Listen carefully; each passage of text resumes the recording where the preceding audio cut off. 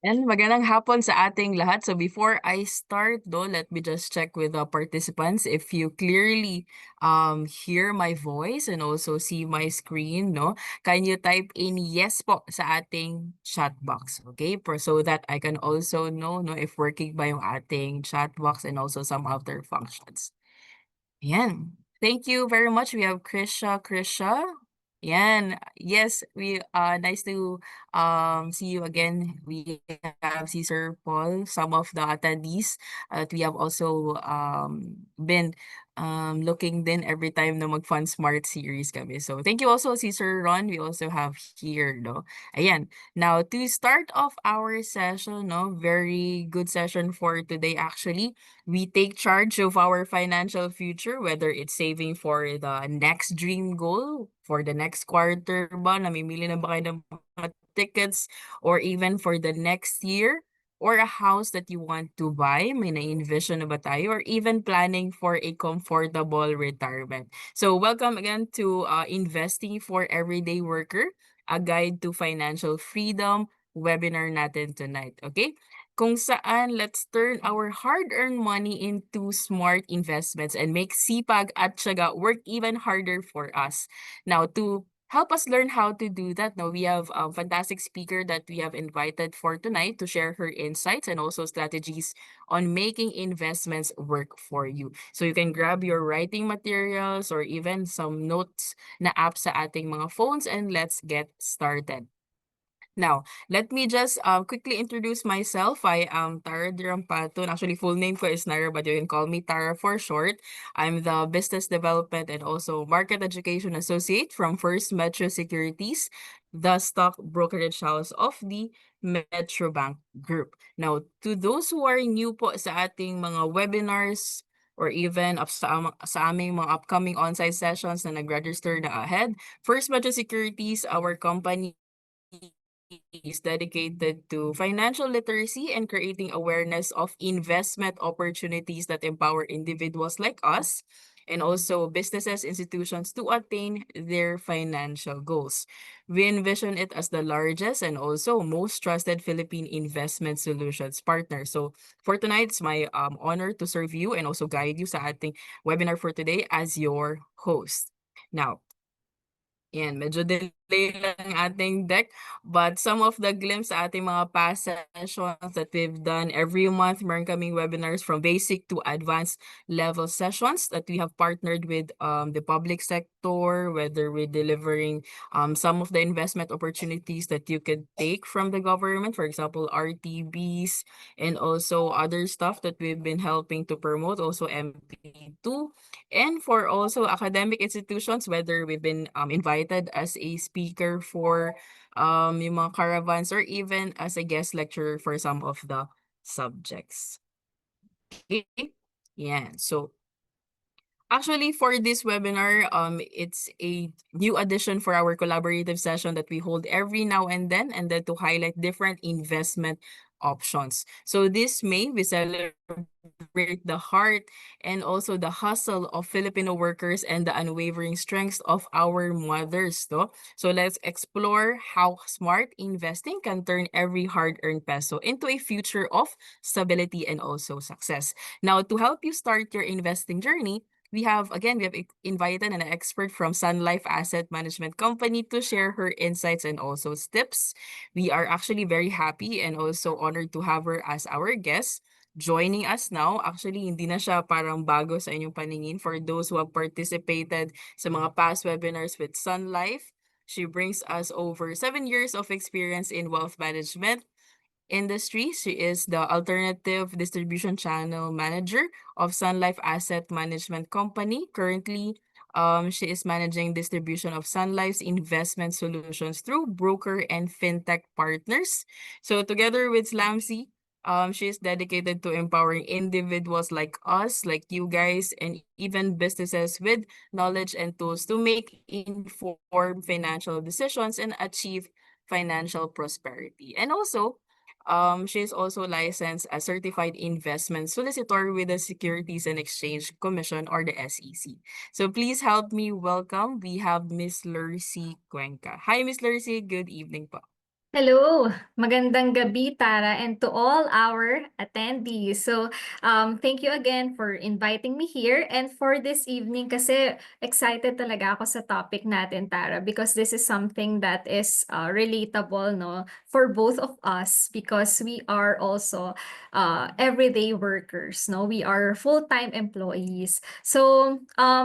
That's the topic that I will be presenting for this evening, no? The title of my presentation is Investing for Everyday Worker. Can you see my slides clearly? Yes, Ms.Lercy. Okay. All right. In my 8 years, no, in the asset management industry, no, medyo matagal-tagal na rin pala ako sa industriya, no, I have encountered clients who would really want to invest, no, to invest for their personal goals.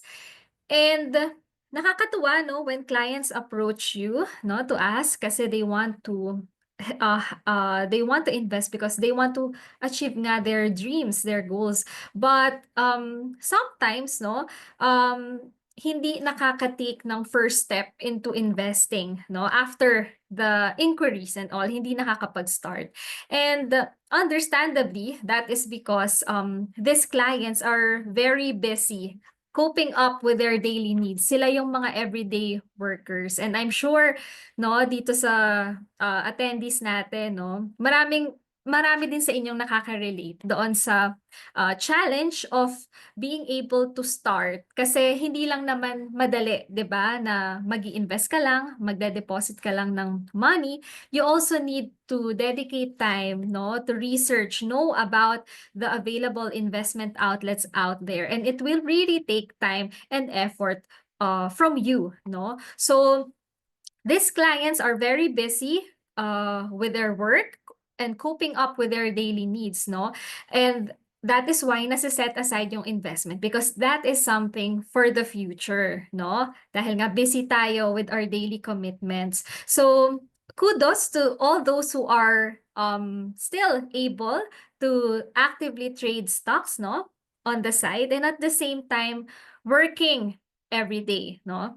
So, ito po 'no, yung katotohanan kung bakit ba napakahirap para sa atin 'no na, mag-take charge doon sa ating mga future goals, yung ating mga life goals. Because actually, totoo naman po na tayo talaga ay mga busy 'no. In fact, dito nga po sa pinapakita kong article from GMA News Online, it says that Philippines ranks second to the last in work-life balance globally.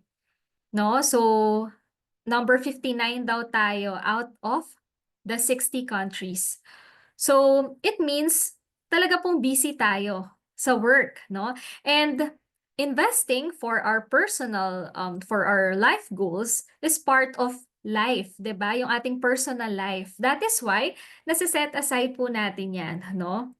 So for us everyday workers, talagang busy tayo sa trabaho. And this another survey, no? This is from the BSP. It says that only 10% of adult Filipinos are invested. So marami doon naman po sa 90%, no, maraming nagsabi na gustuhin man nilang mag-invest, hindi pa nila alam kung paano or gustuhin man nilang mag-invest pero hindi pa nila nahahanap yung tamang product para sa kanila.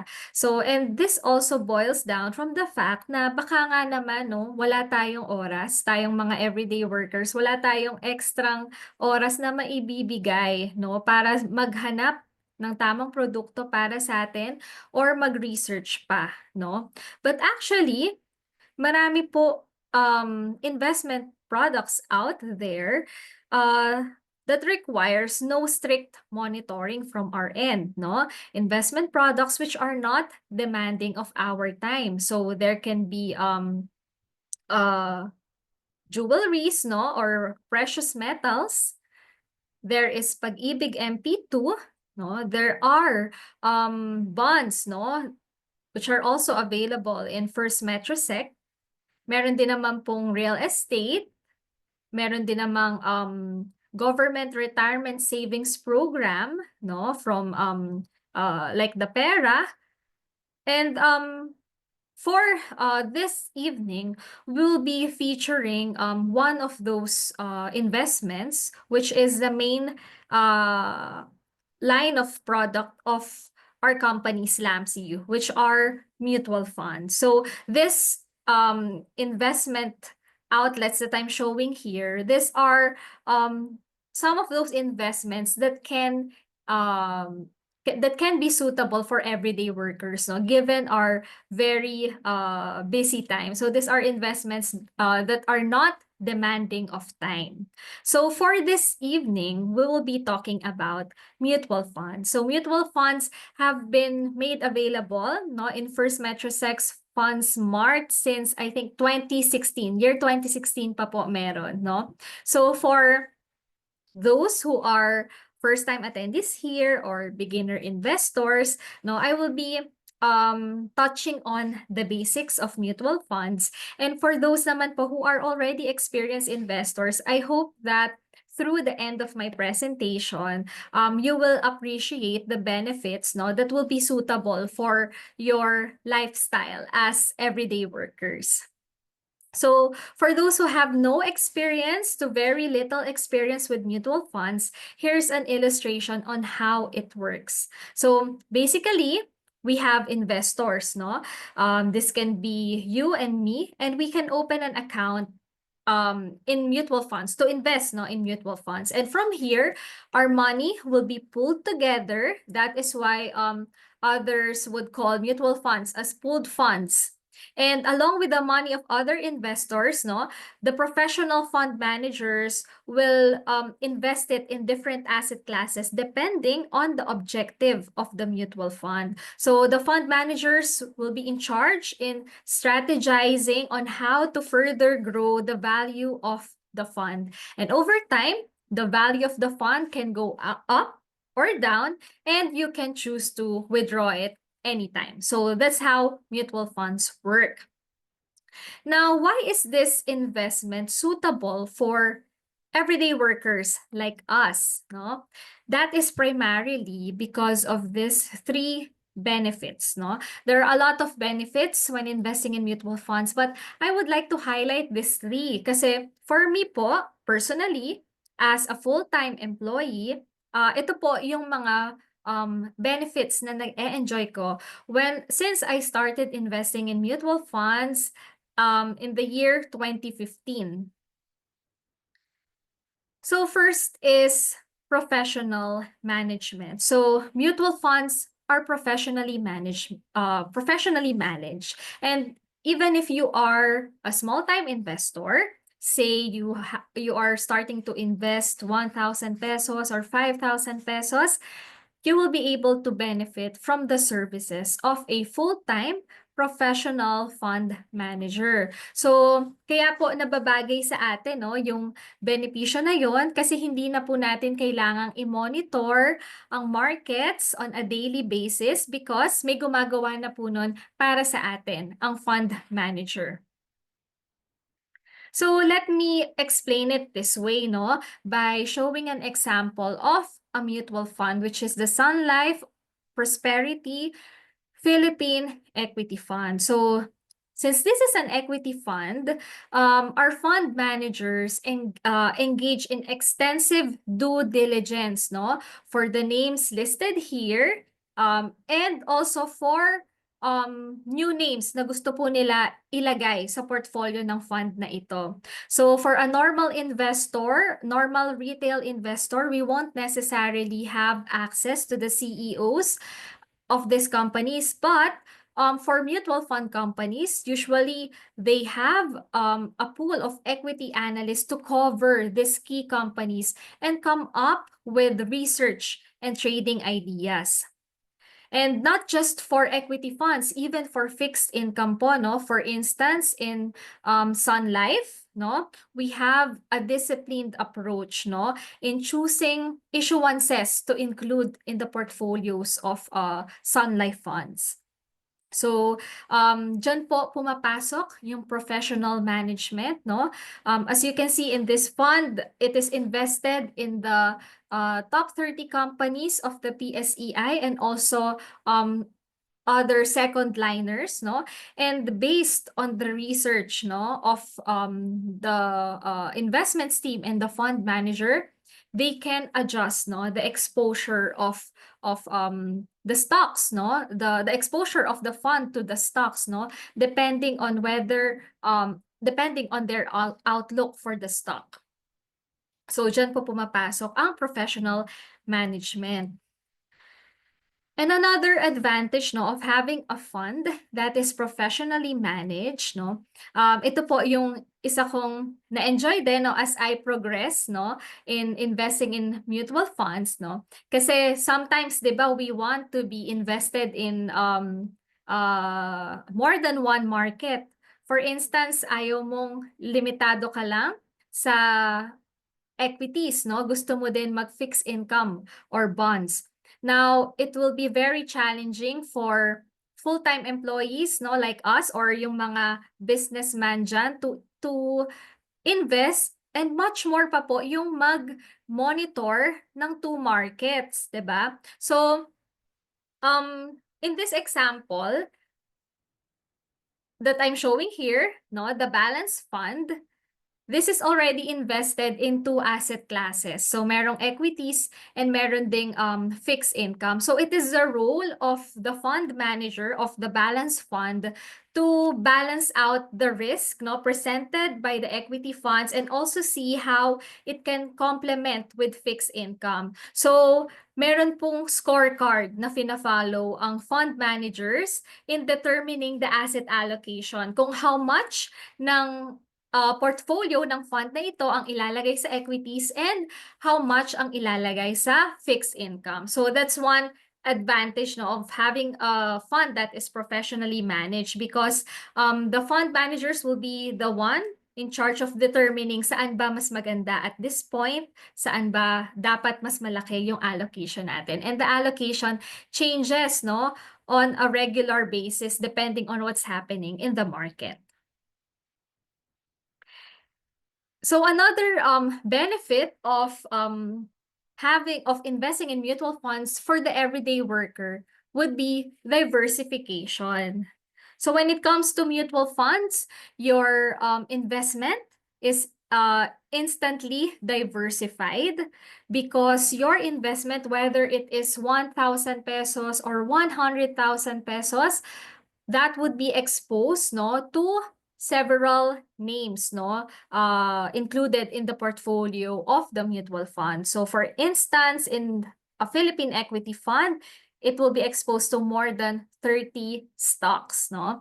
And that is one way, of course, for us to reduce our concentration risk. And also in mutual funds po kasi, no, in equity mutual funds, we never put everything also in one sector, no, because by law we are also required to never go beyond 15% exposure to only one company or one stock, no. So with just one mutual fund, you have your investments will be exposed to different companies. And another benefit that I am enjoying as an everyday worker in mutual funds would be convenience, no? So convenience, of course, because mutual funds are being offered by online distributors or online brokers like FirstMetro Securities. So everything is already digital, no, in transacting when it comes to mutual funds, because of platforms like FundSmart. And aside from the convenience, no, when it comes to digital transactions, no, this is one aspect that I'd like to highlight, no, that mutual funds makes it convenient for investors, busy investors like us, to access global investments. So, in what way, no? Paano nga ba? So, this is through the feeder fund or fund of funds structure of some mutual funds. So marami na pong ganyan, no, sa FundSmart, and one example is World Income Fund, no, the fund that I am showing here. So this fund is a feeder fund. So meaning it is invested in a single target fund. So in this example, si World Income Fund po ay invested sa BlackRock Dynamic High Income Fund. So in this way, it gives us access to a fund that is offshore, no? And para po sa mga client na gustong let's say mag-invest sa isang fund na nag-i-invest into the big guys like Amazon, Tesla, Meta, it can be challenging, no? Especially if we are local retail investors, because pwedeng malaki ang initial investment na kailangan. And then it will also require us to have US dollars, because offshore funds can be dollar denominated, diba? And also, baka kailangan na meron tayong international brokerage account, no? So those are the hurdles para ang katulad natin ay maka-access ng global funds, offshore funds. But with feeder funds like World Income Fund, it allows us to invest using our Philippine peso. Yung fund na po ang mag-exchange into dollars, and it will invest in an offshore fund that is investing in those stocks that we want exposure to, like Meta, Alphabet, Tesla, Microsoft, no? So that is the convenience that mutual funds also provides us, no, to be able to access global markets. So indeed, mutual funds also serve as tickets to global markets. So those are the three benefits, no, that which I think would be suitable, no, for everyday workers like us. But I'd also like to highlight, no, the other two benefits, that would be liquidity and affordability. So for liquidity, when it comes to mutual funds, you can access it, no, anytime you need to. So you can, if you want to withdraw your funds, you can sell it and you don't need to find a ready buyer, no, because the mutual fund stands ready to buy back your shares or your units. So it's very easy in the platform of FirstMetroSec, no? And then you will be receiving your money also in your buying power. So mutual funds are liquid. And also, of course, affordability. As I mentioned, no, kanina, in my introduction, investing can sometimes be set aside, no, by clients who would really want to invest, because we need to meet our daily needs, no? Di ba nga, we are working every day because we want to meet the needs of our family, or we want to be able to have savings, no, for emergency. But with mutual funds, no, it could be easier to set aside money for our investments, because it's very affordable, no? With Sun Life, no, you can invest for as low as 1,000 pesos for our local funds, no? Before nga, when I started investing in 2015, 5,000 pa po yung minimum initial investment, but it was lowered to 1,000 pesos in support to the financial inclusion campaign of SEC, no, to provide access to more Filipinos, no, to invest in outlets like this. So now that we know the benefits of mutual funds, how it can be suitable to the lifestyle of everyday worker, now the following slides, no, and the strategies that I will share will be coming from also my personal experience, no, of investing in mutual funds since 2015. So in the next slides, I will be sharing how to create a secure financial future with mutual funds. So the first concept that I'd like to share will be goal-based investing, no? And the survey, the result that I am showing here is also from BSP, no? Majority of the Filipinos invest, no, primarily to protect themselves against emergencies and achieve their life goals. So, meaning to say, marami naman na pala na Pilipino, no, ang nag-a-apply ng goal-based investing. And that is good, no, because when we start something, no, it's really helpful that we begin with the end in mind. So this is Stephen Covey, no, a famous author, no. He wrote the 7 Habits of Highly Effective People. And sabi niya nga, begin with the end in mind. Meaning, when we start a project or a task, we should already have a clear vision, no? Kung saan ba natin gustong pumunta, ano ba yung end result na gusto nating ma-achieve, no? So, it's like asking yourself, what is the purpose of what you are trying to achieve and what outcomes do you want? And that is similar with investing. So, to have a goal in investing, you must start with a specific goal in your mind, and once you have that goal, investment planning can take shape. So kanina si Tara, she mentioned to the audience that some of you might already be investing for these goals, no? Sabi niya, it can be investing for your comfortable retirement in the future. It can be for your travel goals, or it can be to be able to fund, no, the education of your children. So yan yung sinasabi nating goals, no, na pwede nating i-match sa ating investments. But one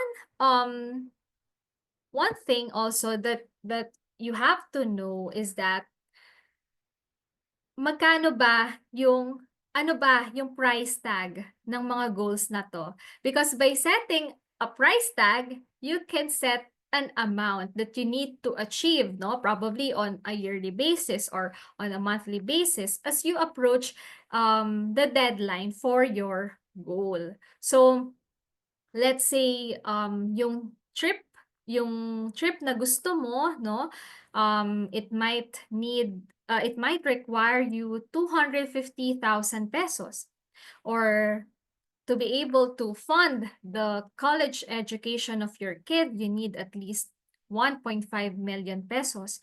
And for you, no, para makapag retire ng masaya, no, you need 10 million pesos. So you have to put price tag to your goals because you need to know how much you need to set aside for your investments. And aside from the price tag, no, you should also have a timestamp.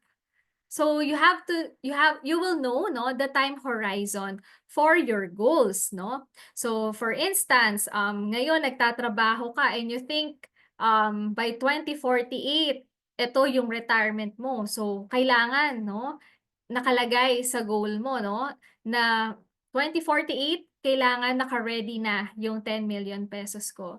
Or for your children, yung college nila is due by 2038, no? Or yung trip mo naman, by 2028, gusto mo ma-achieve yung travel goal na yan. So, any goal should have a timestamp so you'll know the time horizon for your goals. And why is that important? Because when it comes to investing, malaking factor po ang time horizon, no? So, for instance, more than 10 to 15 years pa naman due yung goal na yan, it means you can be aggressive, no, when it comes to investing for that goal. So your time horizon matches a specific risk profile. So knowing your time horizon can help you stick to the habit of investing, because sticking to the habit of investing can be quite challenging. But when you know your time horizon and your goals, it will encourage you to be more consistent. So dyan po pumapasok no yung goal-based investing, because it will help you know how much do you need to achieve and how long no do you need to set aside money for it. And the second one, no, that is also an important concept for us everyday workers would be asset allocation. So admittedly, this is also challenging for us, no? Personally, ako po, when I started investing in 2015, napakatagal ko pong stuck in just one asset class. Kasi naman, di ba, nag-dedicate ka na ng time para mag-research kung ano yung magiging first investment mo.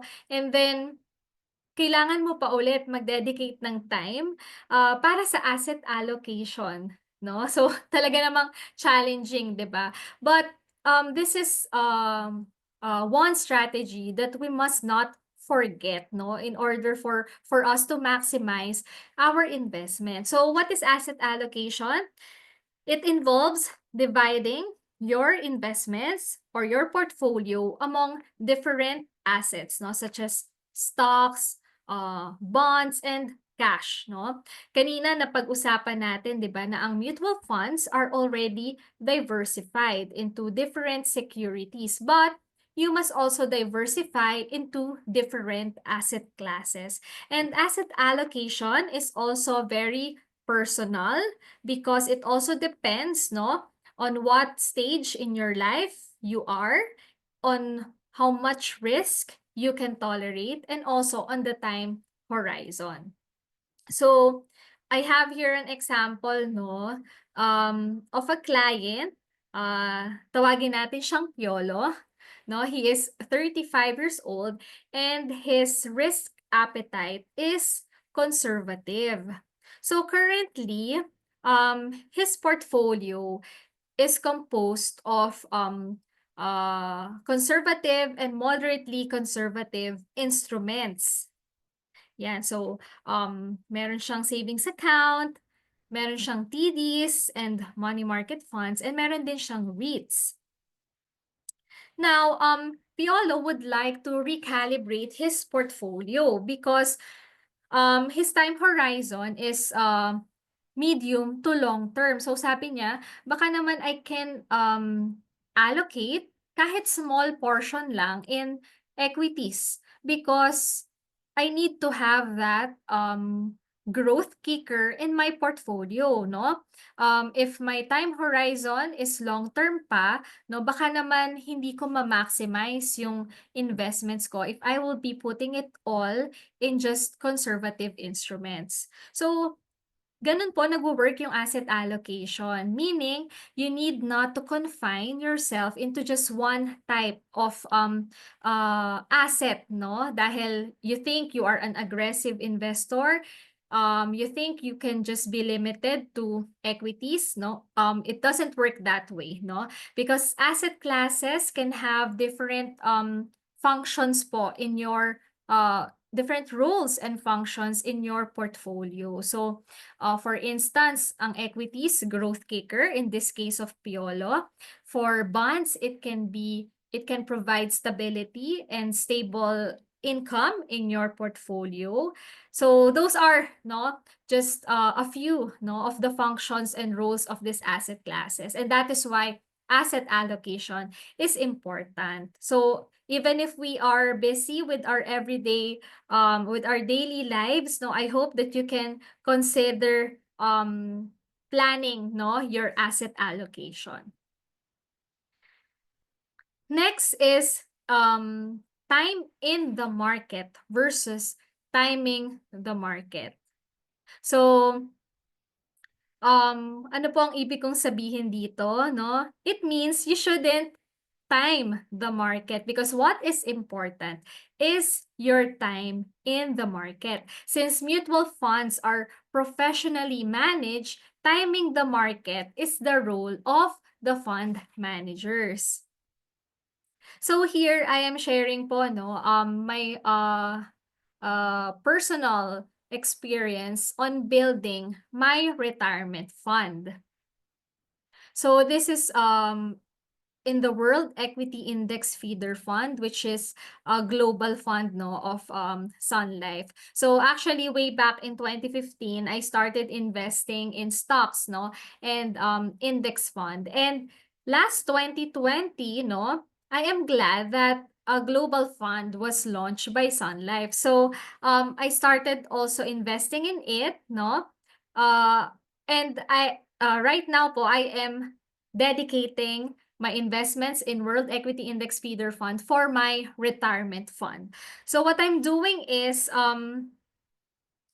every month that I receive my salary, I am putting investments in my WAVE account or World Equity Index Feeder Fund. And this is actually not new to everyone here, the cost averaging strategy, or the practice of investing at regular intervals, regardless of the price or the share of a mutual fund. So para po sa atin na mga empleyado na nagtatrabaho ng full-time, this is a very popular investing strategy kasi hindi tayo nagta-time ng markets, and binibuild niya yung habit natin ng investing. So whether the market is up or down, we are still investing, regardless of the price. And also, for those who don't want or who can't afford to do larger sum investments, this is the preferable investing strategy. And one thing that I learned and realized then, as since I invested and doing it this way yung cost averaging, it helped me avoid panic selling and emotionally deciding for my investments, lalo kapag very turbulent yung markets, because I appreciate the fact that during market corrections I get to buy more shares and possibly gain more when the markets recover. And one more thing, sometimes the market can be very turbulent or volatile, but instead of thinking how bad the market is doing, investors can actually think of it being significantly less expensive, or being on sale, just like how this investing greats have done it during market downturns. They bought more, diba, from the market. They took advantage of the sale. So for those who want to try investing now, take the current market scenario as an opportunity for you to enter at lower levels. And another tip that I'd like to share for everyday workers here would be getting help from a partner.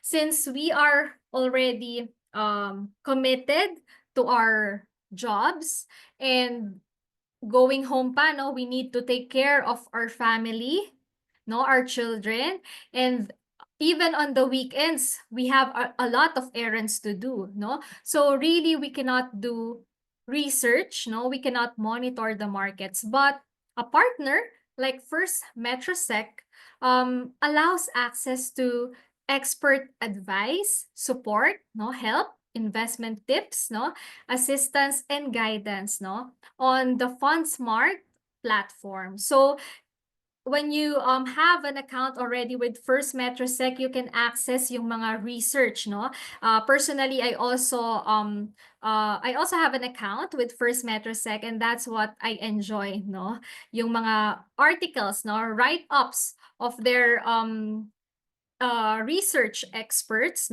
on the market outlook, update, and forecast. Those are very helpful for me in deciding what to do with my investment. So that's one tip that I'm sharing with you, no, you must get help from a partner. And of course, along with that, no, since FirstMetroSec is an online broker, that also helps you, technology also helps you, no, in this journey. Because since we are preoccupied, no, with our daily lives, 'di ba? Ayaw na natin ng hassle ng mga transactions, no? In the past, 'di ba, whenever our parents kasi would tell their experiences, no, in investments, napakahirap, no? Everything is in paper, 'di ba? They have to send the forms via the courier, or they need to go personally, no, sa mga offices in order to place their investments. But now, everything is seamless, no, and digital and paperless, no. Much like in FundSmart, no, if you want to invest in a fund, it's just a few clicks, no. If you want to liquidate your funds, it also takes just a few clicks. And for us who wouldn't want um to monitor the markets on a daily basis, no, say 2 weeks ago pa yung huli mong login and you want to check your funds, it also updates real time, no, sa FirstMetroSec account. So that is one thing that really helped me, no, in my journey, because I work full time, but I still check my account, no, maybe every week, no. And since it also displays, no, it also sends transaction receipts, no, via my email, it helps me monitor and access my accounts easily. So that is one pro tip, no, getting help from technology. And before I end my presentation, no, I am just sharing here, 'di ba, the quote from our ambassador, no, SLAMCI's brand ambassador, Mateo, no. He said, "We're living the life and we're having fun, but this is not going to be forever." He said, "We have to plan our forever and we have to plan for our future." Now, for us everyday workers here, the reality nga is we need to devote our time for work, because that is our means for survival. So I can totally relate to the fact that our energy is devoted in coping with our daily needs, no? But actually, there is more to our day-to-day lives. There's more to look forward to and prepare more. Just think about those life goals of yours, no? And we need, yes, no, we need to survive for the day, but we also need to prepare for our future. So kahit mahirap, let's shift let's start to shift some of our energy to prepare for our future and take advantage of these products and services that matches our busy lifestyle. So that ends my presentation, and I'll see you again in the Q&A later. Thank you.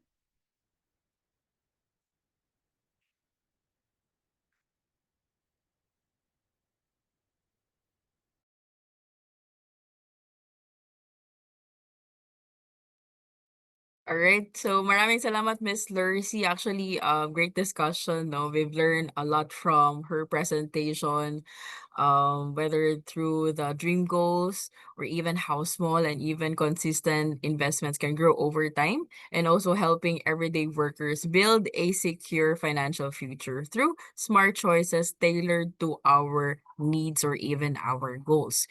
At the same time, we've explored the benefits of some of the SLAMCI funds that I mentioned na ating speaker, which provide accessible investment opportunities to support short-term to long-term financial success as well.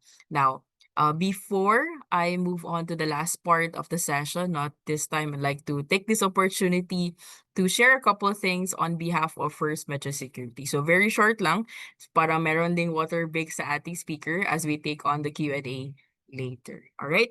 Now, for those who are curious on how to check on those funds na na-mention ng ating speaker, or how do you invest on those funds like mutual funds under the Sun Life, no? For those our existing clients, or even for those na interested, just have to log into your First Metro Securities account.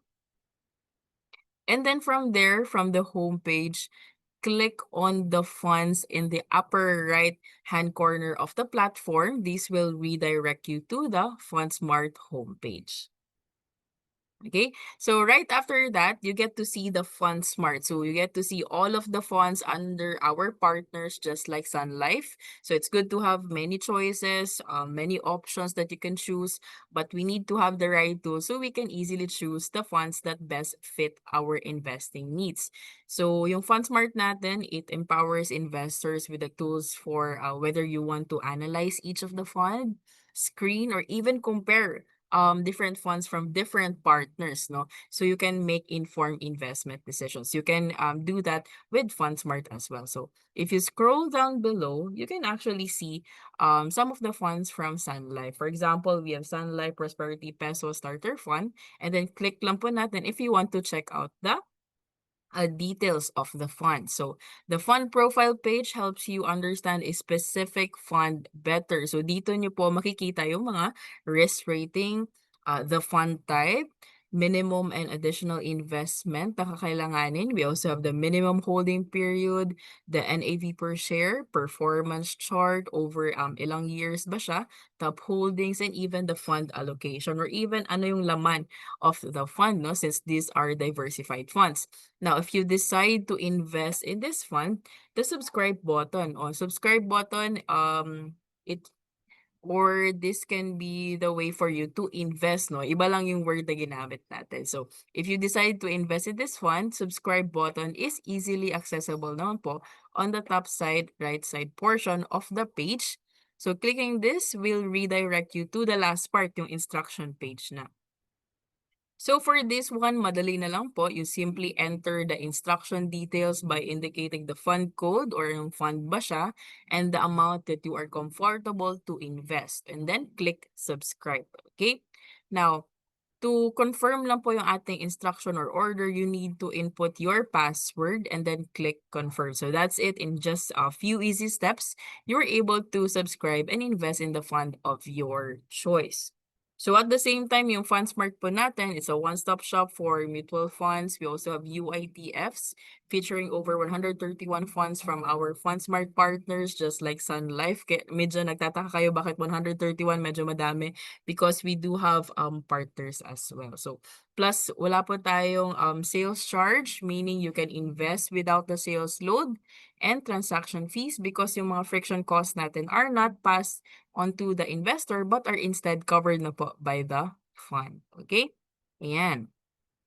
So for those who are interested to open an account with us, meaning you can access your portfolio using different devices, whether you want to use via desktop, laptop, tablet, even your mobile phone on the go if you want to check the performance. And at the same time, you can also invest in different investment vehicles. So for the stocks, as long as listed po siya sa PSE or the Philippine Stock Exchange, you can invest naman po. We also have the REITs or the Real Estate Investment Trust. We also have the UITFs and bonds, and of course, yung na-mention ni Mr. C, the mutual funds, okay? Now, how to open an account? Easy lang po siya. We do have two ways. You can choose depending on your convenience naman po. We do have the website and also the mobile app. So for the website, just go to www.firstmetrosec.com.ph, all online na po. And just have to accomplish all the forms and also upload the necessary documents. Now, for the mobile app, it's the same process. Mobile app lang yung difference niya. You just have to download the mobile application First MetroSec Go. We are both available naman po through Android, Google Play Store, and also iOS para naman po sa Apple users. Okay? Now, for faster processing of your account opening application, you can use the seminar code FREEDOM para alam po namin that you came from this webinar. Ayan. So for those who want to know First Metro Securities more or even some of our services and also some of our sessions, we usually have those in the monthly calendar. Nilalagay din namin sa website. Feel free to connect with us. Again, our website naman po is www.firstmetrosec.com.ph. And also, we do have social media channels. Search lang po natin at First MetroSec. For the social media, we do have yung aming Facebook page.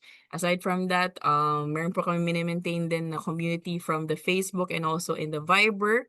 And for those na hindi po nakaabot sa mga live sessions, we do have recorded ones sa aming YouTube channels. And lastly, audibles naman po sa aming Spotify's for those naman po na gustong makinig sa mga audible version of these webinars just like this one. You can check it out or even some information about different companies or what happened in the market. And then you are doing something else. Baka mahilig po kayo sa Spotify or yung mga podcast. Okay? And also for account requests, updates, and email concerns naman po, you can actually reach us out via the email customer service at firstmetrosec.com.ph. And for those actually who want to invite us as your speaker for your event or some financial literacy that you want to improve in your organization, you can send us an invite via email na rin po, marketeducation@firstmetrosec.com.ph. Okay? So these are free naman po if you want to customize or gamify some of our sessions as well. Okay? Yeah. So lastly, this one I'd like to also say that every award that we receive, no, is a tribute to the trust that our clients bestow upon us, and for that we are deeply grateful. First Metro Securities, together with its employees, are beyond grateful naman po for this recognition as a broker and also to our trading platform. So these awards are yours, our valued clients. Ayan, so before we approach the end of our webinar, let's have a live Q&A with a speaker. Meron pa naman pong time. We have Ms.Lercy back on the camera here. I'll just add the spotlight. And then you can ask questions about her presentation or even about the FundSmart. Simply write them down in the designated Q&A section of the platform and we will try to get through as many as we can. And for those na hindi po namin ma-entertain because of the time constraints, we'll try to answer them offline. Actually, we do have first question, Ms. Lercy, coming from the Mhm. Q&A. Mhm. This one, if I have invested in feeder fund, what Mhm. is the effect of Forex on my investment? Okay, so yung question no probably came from the part of my presentation where I tackled World Income Fund, no, being a feeder fund. So our World Equity Index Feeder Fund and World Income Fund in SLAMCI are feeder funds, no? And these are unhedged, no? Meaning the investors will be exposed to the fluctuations in the dollar peso exchange rate. So the question is, how will it affect? No, so for instance, you are invested in WAVE or WEAF. So Forex can affect the gains from the fund, no? For instance, in a scenario where the peso is depreciating versus the dollar, it would be beneficial for you since it will help increase, no, the gains from the fund, no, due to the peso weakening. So that's how it will affect your investment in a feeder fund. Thank you, Ms. Lercy. I think we can cater two more. Another one, in case of emergency, can we readily access or withdraw our mutual funds? How fast it can be withdrawn? From my side naman for FundSmart, you can actually, same with the process that I have mentioned to you with subscribing or investing, same din po. You just have to redeem yung may redeem button then, and then from there, you get to receive up to 2 to 3 days ago, you get to receive yung email from us na reflected na po sa inyong settlement bank account. At the same time, meron din po tayong button from our First Metro Securities account that you get to see yung withdrawal request naman din po from your account naman po. Okay? Another one po, Miss Lercy, from your personal sharing, were there life goals you already achieved with the help of your investments? Yes, no. From happy to share, no, na despite the busy schedule, in my full-time employment, no, I was able to stick to my investment journey since well, almost 10 years na pala, no, since 2015. And na-share ko din 'to from our last webinar, no, nung February, that I was able to achieve some of my life goals, no, with the help of my investment. No, what I shared in that webinar is that uh a portion of my investment was able to help was added to our wedding fund. So that's one of the few life goals. Another would be yung mga short-term investments ko, particularly in money market funds like the Peso Starter Fund, no? I use that for travel goals, no? So for those na merong travel next year, no, you can consider those types of investment. And as mentioned nga, no, for everyday workers like us, dun ko na-appreciate yung mutual fund because I invest, no, and I automate also my investments. And then when the time comes that I need it to fund my life goal, no, it's very helpful, no, in helping me achieve those goals.